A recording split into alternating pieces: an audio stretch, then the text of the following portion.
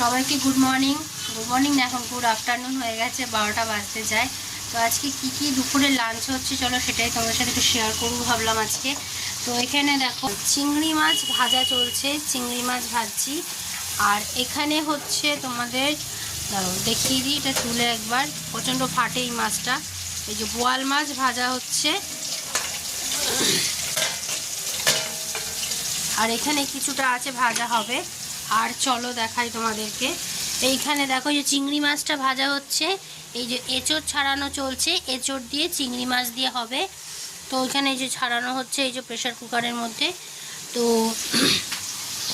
পুরে lunch menu হচ্ছে এইটাই, এঁচড় চিংড়ি আর বোয়াল মাছ। আর দুপুর সকালে টিফিনে হয়েছিল তোমাদের ডাল হয়েছিল, আলু ভাজা হয়েছিল, ডিমের অমলেট দিয়ে ভাত খাওয়া হয়েছে আজকে। আর একটা জিনিস করব সবার লাস্টে, সেটা হচ্ছে এইটা দেখো দাঁড়া, এই যে কুমড়ো পাতা।